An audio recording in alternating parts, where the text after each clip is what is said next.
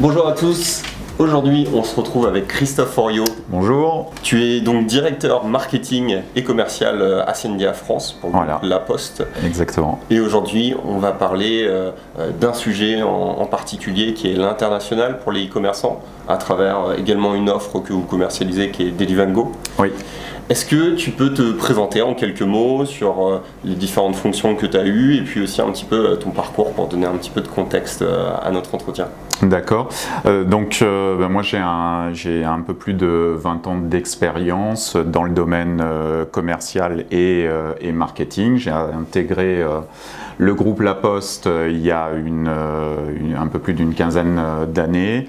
Et là en fait depuis 2012 j'ai en charge le développement à la fois marketing et commercial des activités d'Ascendia France. Ascendia France étant l'opérateur des envois légers du groupe La Poste, que ce soit des envois de courrier, mais surtout et de plus en plus maintenant des envois de petites marchandises. Voilà. Aujourd'hui, tu accompagnes de nombreux e-commerçants qui cherchent à aller à l'international.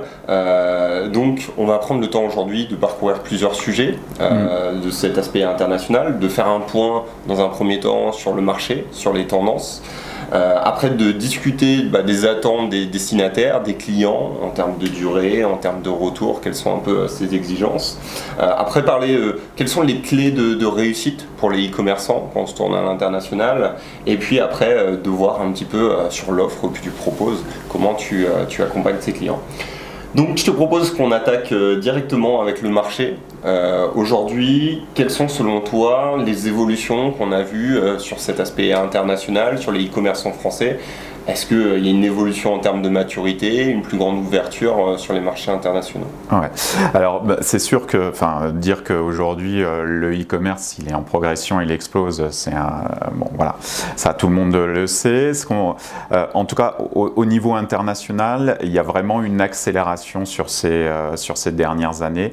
Là le marché il va doubler en fait entre 2016 et 2020 pour atteindre l'année prochaine 4000 milliards de dollars qui seront faits sur le web.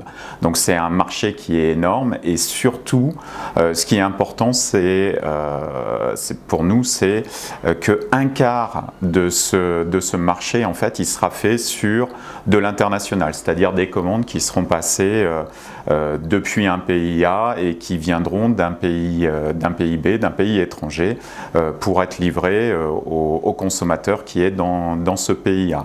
Donc ça sera un quart du marché, c'est le segment le plus dynamique. Hein. Voilà. Donc ça c'est vraiment la tendance de fond. Ce que l'on voit aussi c'est que plus le temps passe, plus le panier moyen baisse. Donc ça, on le constate en France. Hein. Tous les ans, on perd entre 3 et 4 euros sur le panier moyen en France. C'est la même tendance à l'international. Et aujourd'hui, on va vers des envois qui sont de plus en plus légers et de plus en plus avec un panier moyen de plus en plus faible. On a aujourd'hui un envoi sur deux quasiment qui fait moins de 500 grammes, donc c'est des envois qui sont légers, voire extrêmement légers, et il y a 40% des commandes passées à l'international qui font moins de 25 euros. Donc c'est vraiment des petits achats, qui peuvent être aussi beaucoup d'achats d'impulsion. Donc ça génère un volume de colis, de marchandises qui est extrêmement important sur une nouvelle typologie qui sont des envois de faible poids et de faible valeur. Et ça, c'est dans le e-commerce international, c'est le segment en tout cas le plus dynamique en termes de croissance. Voilà. Alors comment tu l'expliques cette baisse du panier d'achat avec cette hausse des ventes? C'est parce que les gens ils sont plus habitués à commander, c'est beaucoup plus intuitif, on va dire. Voilà. Alors en fait, bien évidemment, le e-commerce se démocratise. Il y a de plus en plus d'internautes, il y a de plus en plus de e-acheteurs. On le voit en France. Hein, cette année, on va faire 100 milliards d'euros d'achats sur le web en 2019. Alors c'est en forte croissance, hein, puisqu'on a multiplié par par 10 le chiffre sur les 15 dernières années, donc c'est une croissance qui est importante. Et en même temps, ça reste que 8% de tout le retail français.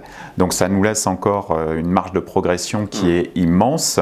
Et quand on se compare par exemple à nos voisins, je prends notamment les Anglais, aujourd'hui le e-commerce en Grande-Bretagne représente 16 à 17% du retail total. Donc on voit qu'on a encore une marge de progression qui est très importante. Et donc c'est de plus en plus de commandes, et des commandes, c'est vrai qu'au départ du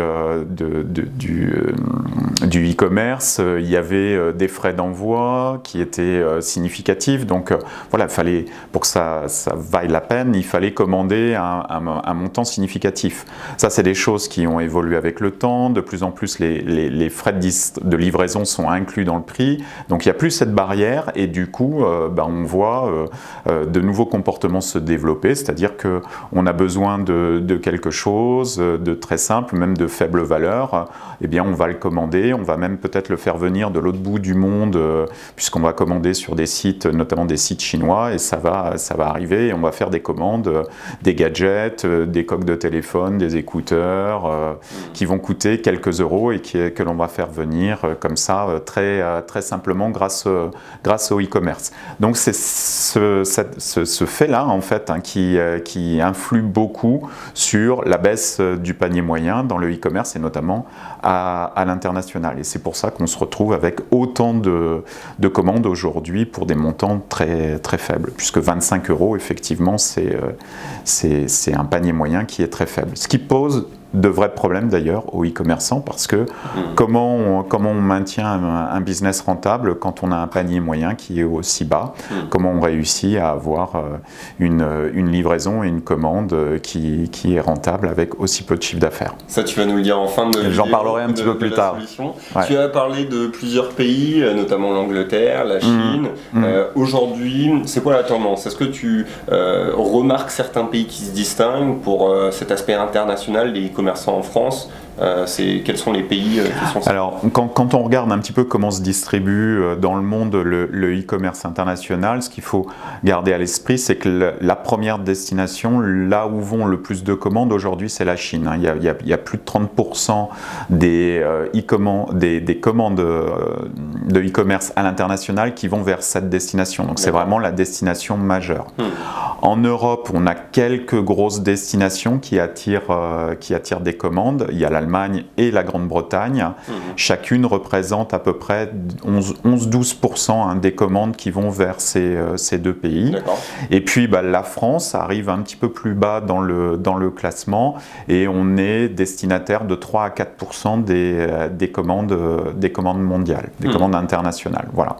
Donc c'est un début, c'est, je pense, pas satisfaisant. On peut faire mieux, et ce qu'il faut pouvoir faire justement, c'est de donner des solutions aux e-commerçants français pour qu'ils puissent adresser les marchés étrangers facilement et pouvoir livrer à l'international le plus facilement possible, y compris pour des commandes de faible poids et de faible valeur.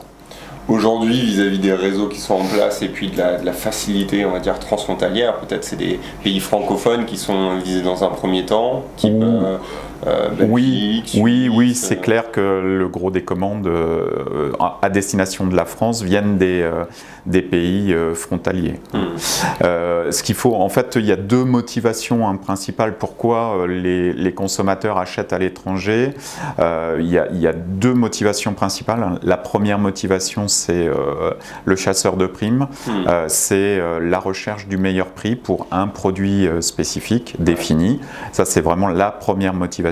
La deuxième motivation, c'est d'acheter un produit qui n'est pas disponible sur le marché local, soit dans le retail, soit auprès des e-commerçants du pays. Donc voilà, c'est vraiment les deux motivations à l'achat à l'international aujourd'hui. D'accord. Très bien, écoute, je pense qu'on a une vision globale du marché, un peu des tendances. Ce que je te propose, c'est qu'on attaque le second point, davantage les attentes des destinataires. On sait que en Europe, on a vraiment des comportements très différents selon les cultures.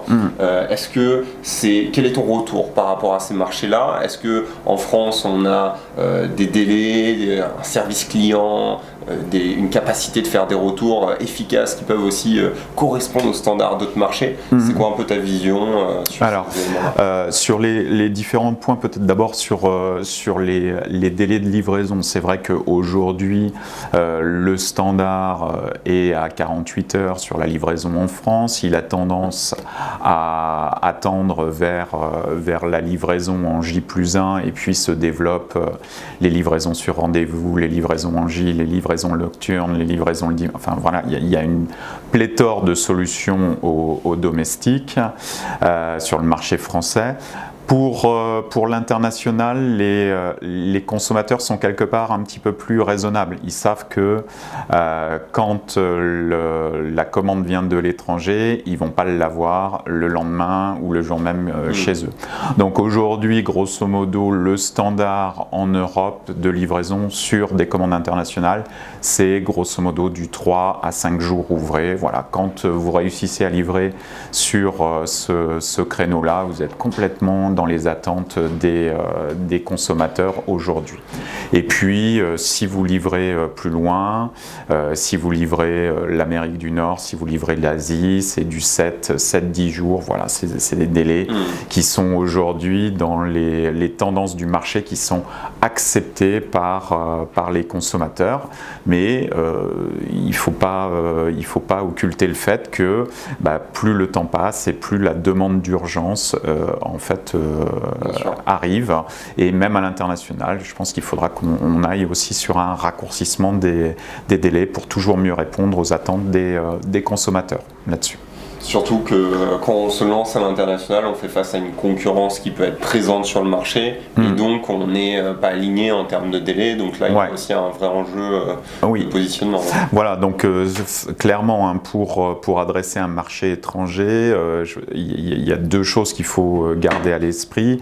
C'est soit vous avez le meilleur prix pour ce type de produit, et dans ce cas-là vous allez apporter de la différence, vous allez apporter de l'intérêt pour les consommateurs, ou alors il faut vendre quelque chose que les autres ne font pas, ou d'une façon que vos concurrents ne font pas, pour pouvoir sortir du lot. Sinon le risque c'est effectivement d'être perdu dans la masse des offres qui existent sur un marché et de ne pas émerger. Très bien. Tu parlais donc de sortir du lot, ça nous emmène sur notre troisième partie. Comment réussir quand on est e-commerçant sur cet aspect international? Quel type d'offres proposer en termes de livraison?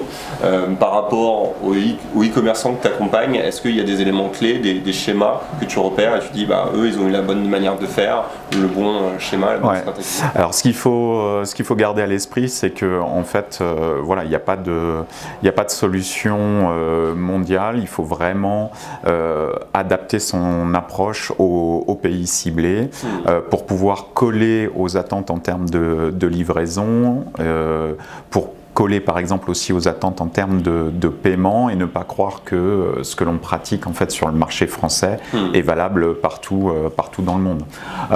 Je vais prendre un exemple peut-être sur par exemple les solutions de paiement. C'est vrai que en France aujourd'hui, la solution qui domine le marché, c'est le paiement par carte bancaire.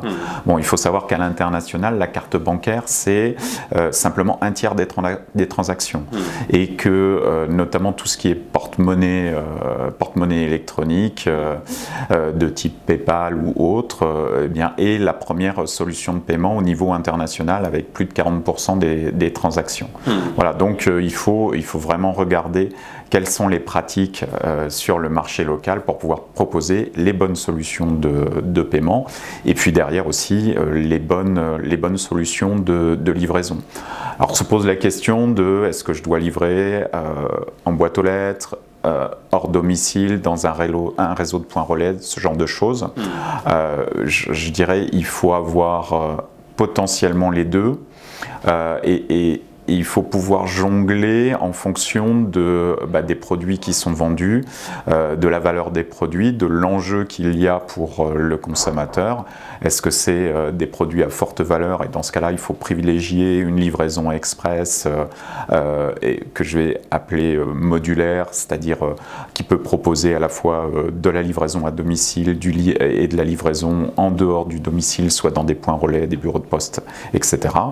Et puis, si c'est des produits à plus faible enjeu, ce qui reste quand même dominant, même s'il y a une montée en puissance de la livraison hors domicile, ça reste quand même le domicile. Enfin, 3/4 des livraisons aujourd'hui à l'international, elles se font dans la boîte aux lettres du destinataire.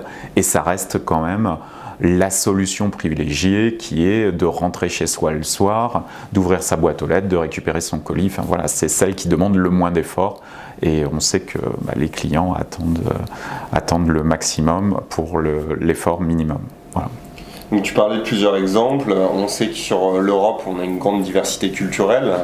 Donc ça s'illustre sur les moyens de paiement, ça s'illustre sur la livraison. On parle sur les retours. Sur les retours. Je pensais justement à ça pour l'Allemagne, avec cette logique de retour un petit peu plus forte. Voilà, c'est des choses qu'il faut sonder. Comment ils font les e-commerçants que tu accompagnes, ils se rendent compte un peu du marché, ils effectuent un peu des commandes à droite à gauche pour voir comment ça fonctionne. Oui.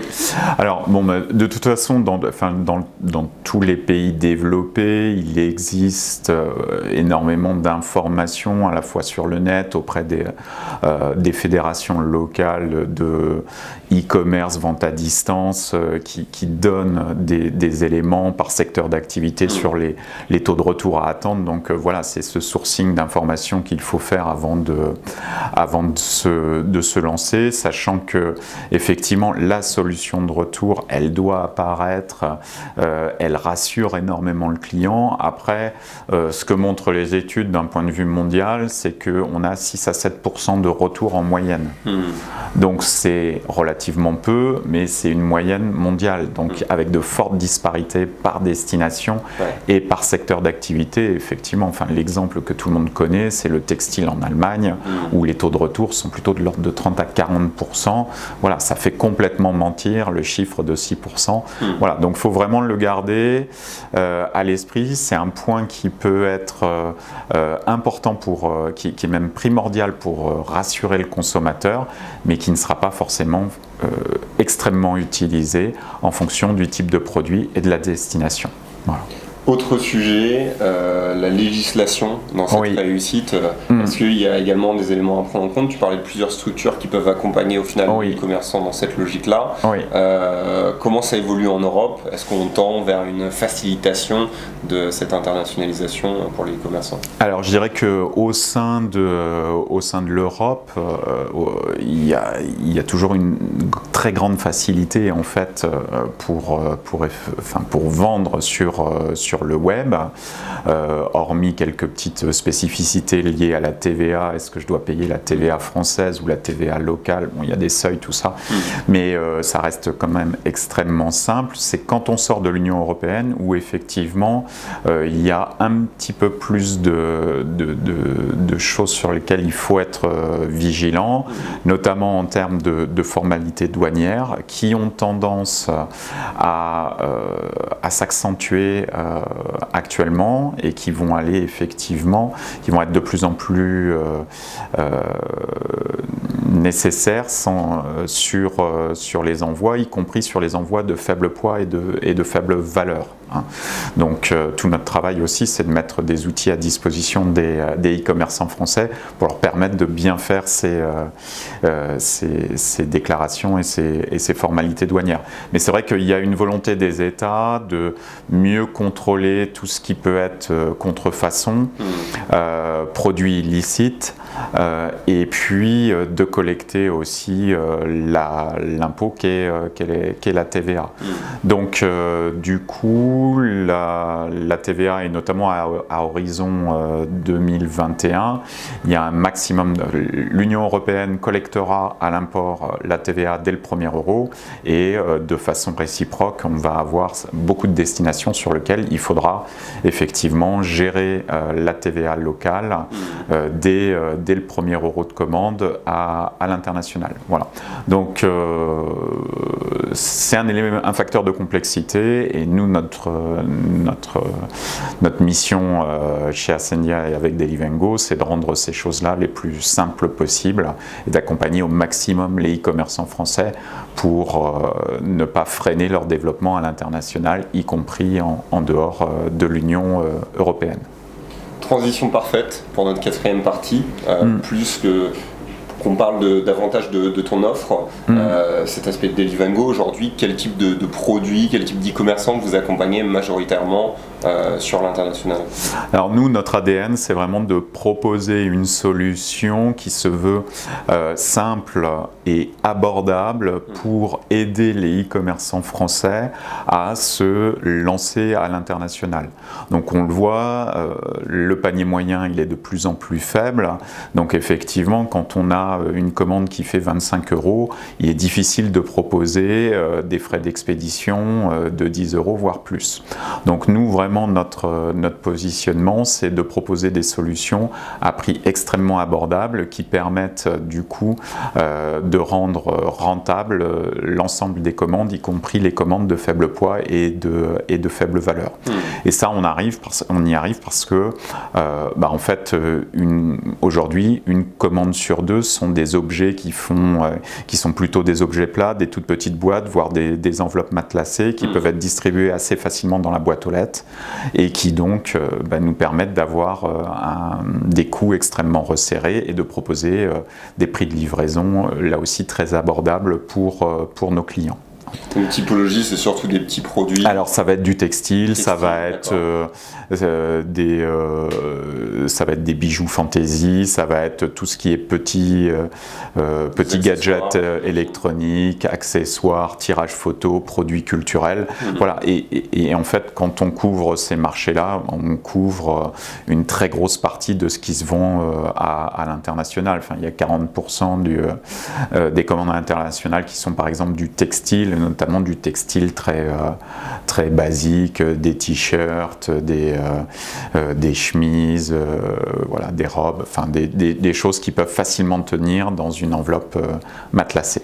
En termes de positionnement, vous êtes l'une des solutions du groupe La Poste, voilà, qui centrale par rapport à cette typologie de produits-là. Aujourd'hui, Delivengo est la référence pour l'expédition internationale. Voilà, ce que l'on sait particulièrement bien faire, en fait, c'est livrer ce genre de produits qui sont à la fois légers et de faible valeur par notre réseau mondial. Donc on livre le monde entier en délai rapide. Donc on est sur du J+3, 5 sur les pays d'Europe, et on monte sur du J+7, 10, 12 quand on va vraiment loin, à l'autre bout du monde, en Australie par exemple. Voilà, donc on a à la fois des délais adaptés et un prix abordable, et on propose aussi du tracking sur plus de 40 destinations qui sont les destinations majeures du e-commerce à l'international, c'est-à-dire tous les pays d'Europe plus les grandes destinations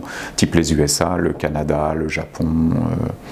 Voilà, donc c'est vraiment une solution qui permet à des e-commerçants qui veulent se lancer, qui ont très peu de flux aujourd'hui, d'accéder en fait à une solution de livraison abordable qui est extrêmement accessible, puisqu'ils peuvent ensuite déposer leurs petits paquets partout dans le réseau La Poste, et on a 17 000 points de contact en France, donc voilà, c'est extrêmement accessible. Les points de contact, ils sont ouverts 6 jours sur 7, ça permet de déposer tout le temps, y compris le samedi, dans une majorité de nos points de contact. Donc voilà, c'est vraiment une solution qui est très accessible, avec aussi une plateforme en ligne de préparation qui permet du coup de créer un compte très rapidement, de payer en ligne, donc soit avec sa carte bleue, soit en compte si on est déjà client de La Poste. Ces solutions-là, elle va être APIisée, donc en plus, voilà, on pourra se connecter d'autant plus facilement à la solution MyDeliveryGo. De nouveaux projets, tu parlais donc de cette logique d'API aussi pour l'intégration. Quels sont un peu vos enjeux actuels, vos objectifs de Deliverygo sur les prochains mois, les prochaines années? Alors donc du coup c'est une solution qui est relativement récente puisque elle a été créée en 2014. On est parti de zéro en 2014. L'année passée on a livré 6 millions de commandes avec la solution.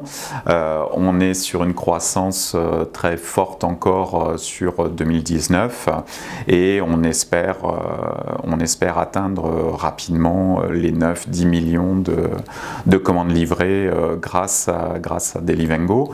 Donc c'est une solution qui est appréciée par nos clients, qui a besoin de se faire connaître encore. Voilà, donc on a un travail sur la notoriété de cette solution et puis aussi sur sa disponibilité. Donc on travaille pour la rendre disponible, bien évidemment en direct avec notre site MyDeliveryGo, mais on est aussi en train de la mettre à disposition des comparateurs. Notamment on a commencé le mois dernier avec Sendirou, et puis on a un objectif d'être présent sur les principaux comparateurs du marché français, et puis on travaille aussi pour être présent sur les principales plateformes de e-commerce françaises, et donc au travers de connecteurs, au travers d'API, pouvoir être accessible pour nos clients qui travaillent sur les différentes plateformes, soit Shopify, WooCommerce, PrestaShop, j'en passe. Très bien. Je ne les cite pas toutes. En tout cas, je te remercie Christophe pour toutes ces informations. Merci à toi. Qu'est-ce qu'on pourrait souhaiter aux e-commerçants pour continuer à s'internationaliser comme mot de la fin? Je pense qu'aujourd'hui, il est relativement simple d'aller à l'international sans forcément développer un site que l'on va traduire dans X langues. Au travers, c'est vrai, des marketplaces, on peut facilement ouvrir son catalogue de produits sur des nouvelles destinations. Donc, il ne faut pas hésiter à y aller. Il faut garder à l'esprit, c'est la règle de base du marketing, il faut apporter quelque chose de plus, il faut apporter quelque chose de différent. Une fois qu'on a ça, on peut facilement aller sur les marchés étrangers. Et puis aujourd'hui, il y a plein de solutions pour pouvoir livrer à l'international. Et notamment au sein du groupe La Poste, entre Deliverygo, Colissimo et Chronopost, voilà, on a un panel de solutions de livraison qui couvre toutes les attentes, on couvre le monde entier et on sait faire beaucoup de choses, de la petite commande de faible valeur jusqu'à la commande extrêmement importante, avec des délais garantis. Voilà, on a un panel de solutions qui est extrêmement large et qui permet aux e-commerçants français de se développer. Voilà. Et c'est vraiment notre volonté, notre ADN, c'est de faire croître le e-commerce français à l'international. J'invite tous les membres de notre communauté à retrouver plus d'infos sur le site de Deliverygo. Il y a énormément de ressources également pour retrouver et donc pouvoir se développer à l'international, et aussi à te contacter s'ils veulent plus d'informations. Avec plaisir.